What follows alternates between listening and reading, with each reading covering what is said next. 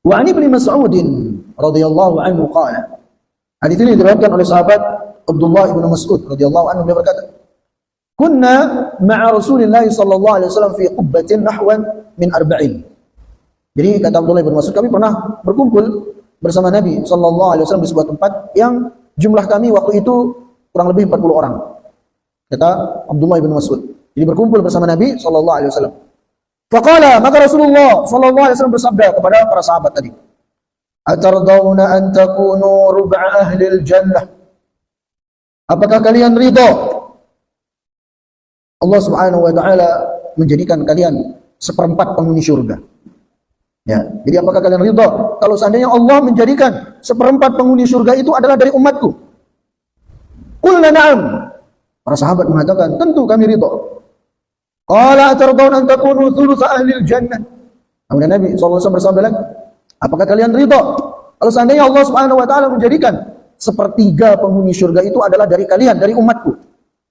Ya, dia sepertiga dari umatnya Nabi Muhammad sallallahu alaihi wasallam, sisanya dari umat-umat nabi-nabi yang lainnya. Qulna na'am. Para sahabat mengatakan, tentu kami ridha ya Rasulullah. Qala, maka Nabi sallallahu alaihi wasallam bersabda, "Walladzi nafsu Muhammadin biyadihi, inni la'arju an takunu nisfa hadhil ummah." Kata Nabi sallallahu alaihi wasallam, demi Allah yang jiwaku ada di tangannya, sesungguhnya aku berharap kalian, wahai umatku, akan menjadi setengah penghuni surga. Jadi penghuni surga itu setengahnya adalah dari umatnya Nabi Muhammad sallallahu alaihi wasallam. Sisanya setengahnya lagi dari umat-umat terdahulu.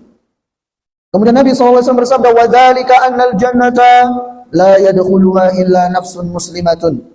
Dan demikianlah bahwasanya surga itu tidak akan dimasuki kecuali oleh seorang yang muslim, oleh seorang yang beriman. "Wa ma antum fi ahli syirki illa kasya'ratil bayda fi jildi thawril aswad."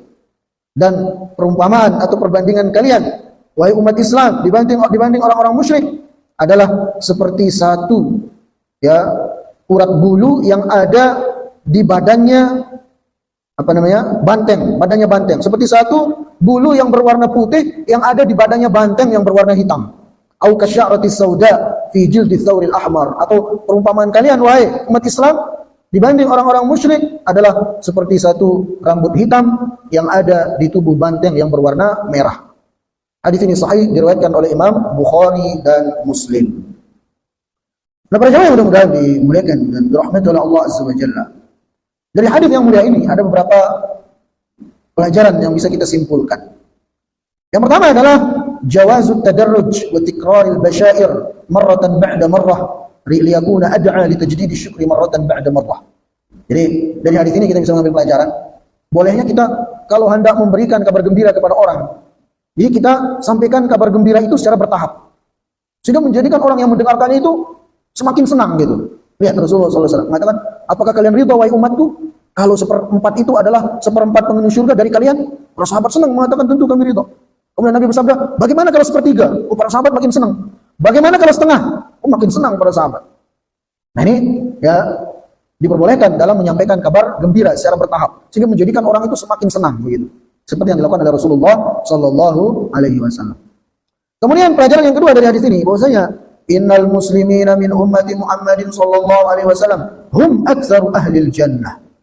Jadi penghuni surga terbanyak itu adalah dari kita, dari umatnya Nabi Muhammad sallallahu alaihi wasallam. Wa hadza dalilun ala makanati hadzal ummah. Dan ini menunjukkan kepada kita tentang kedudukan yang tinggi yang Allah berikan kepada umat ini. Maka berbanggalah kita sebagai umatnya Rasulullah sallallahu alaihi wasallam. Karena ternyata penghuni surga terbanyak itu adalah dari kita. Ya, mudah-mudahan kita semua termasuk ya dari yang setengah yang menjadi penghuni surga.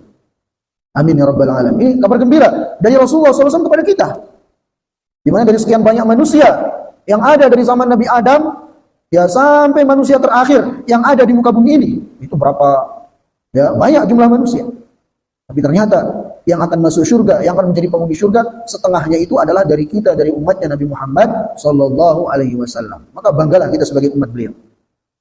Kemudian yang ketiga, hadis ini juga menunjukkan kepada kita, la yadkhulul jannata illa nafsun muslimatun mukminah. Bahwasanya tidak akan masuk surga kecuali jiwa yang beriman. Tidak akan masuk surga kecuali orang yang Muslim yang berserah diri kepada Allah, yang ridha Allah Subhanahu wa taala sebagai Tuhannya, Nabi Muhammad sallallahu alaihi wasallam sebagai nabinya, nah Al-Qur'an sebagai kitabnya. Seperti yang Rasulullah SAW sabdakan di sini, la yadkhulul jannata illa nafsun mu'minah, nafsun muslimah. Jadi syarat dasar, syarat utama untuk bisa masuk surga adalah menjadi seorang muslim, menjadi seorang mukmin dan mukminah. Ya, alhamdulillah kita bagian dari orang-orang yang beriman. Kita bagian dari kaum muslimin, bahkan kita lahir dalam keadaan ya muslim, lahir dari ibu bapak yang muslim. Ini nikmat yang luar biasa. Maka pertahankanlah keimanan kita ini. Pertahankanlah keislaman kita ini sampai kita diwafatkan oleh Allah Azza wa Jalla. Sebagaimana yang Allah ingatkan kepada kita, wala tamutunna illa wa antum muslimun. Dan jangan sekali-kali kalian mati, kalian wafat melainkan tetap menjadi seorang muslim, seorang mukmin. Kenapa? Karena syarat seseorang bisa masuk ke dalam surga adalah dia harus menjadi seorang mukmin, seorang muslim, seorang mukminah, seorang muslimah. Pemahaman sebaliknya, ya, orang yang kufur, yang enggan beriman kepada Allah, yang enggan menerima Islam sebagai agamanya, maka tidak akan pernah dia dimasukkan ke dalam surga. Sebagaimana yang Allah Azza wa Jalla tegaskan dalam banyak ayat-ayat Al-Qur'anul Karim. Jadi antaranya firman Allah Subhanahu wa taala, "Wa may yabtaghi ghairal islami dinan falan yuqbala min wa huwa fil akhirati minal khasirin." Barang siapa yang mencari agama selain agama Islam, maka Allah tidak akan pernah terima dari dia, dan dia di akhirat akan menjadi orang-orang yang merugi. Itu akan dimasukkan ke dalam api neraka dan kekal di dalamnya. Dalam ayat yang lain juga Allah Subhanahu wa taala berfirman, "Innad dina indallahil Islam." Sesungguhnya agama yang diterima di sisi Allah Subhanahu wa taala hanyalah Islam. Nah ini.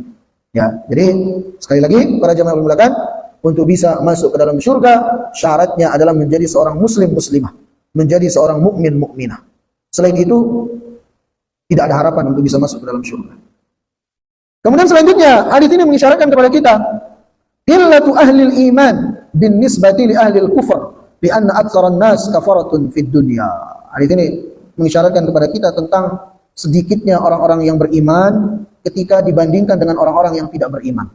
Bahkan dalam hadis ini sampai-sampai Rasulullah SAW memberikan perumpamaan. Perumpamaan kalian orang-orang yang beriman dibanding orang-orang yang kafir, yang kufur, ingkar kepada Allah adalah seperti satu rambut yang berwarna putih yang ada pada awaknya banteng yang berwarna hitam. Jadi seluruh bulunya warna hitam kecuali satu warna putih. Nah itulah orang yang beriman. Perbandingannya dibanding orang yang kufur, yang ingkar kepada Allah Subhanahu wa taala. Ya, memang demikian kita saksikan di dunia ini. Kebanyakan manusia adalah kufur kepada Allah Subhanahu wa taala. Maka bersyukurlah kita sebagai orang-orang yang beriman. Bersyukurlah kita karena kita termasuk orang-orang yang terpilih untuk menjadikan Islam ini sebagai agama kita. Ya, karena kita termasuk dari orang-orang yang sedikit itu. Maka bersyukurlah kita, berbanggalah kita, dan pertahankan keislaman kita ini. Pertahankan keimanan kita ini sampai malaikat maut menjemput kita. Kemudian juga para jamaah yang memuliakan, pelajaran yang berikutnya dari hadis ini adalah jawazul halifi bidun istihlaf li ta'kidil hadits fil yamin. Jadi bolehnya seseorang itu bersumpah walaupun tidak ada yang minta dia untuk bersumpah, dengan tujuan untuk memperkuat ucapannya, dengan tujuan untuk meyakinkan orang lain dengan ucapannya. Nah, seperti yang Rasulullah sallallahu alaihi wasallam lakukan dalam hadis ini, di mana Rasulullah sallallahu alaihi wasallam bersumpah kemudian menyebutkan bahwasanya jumlah orang yang beriman kepada Allah itu lebih sedikit daripada orang-orang yang kufur dan ingkar kepadanya.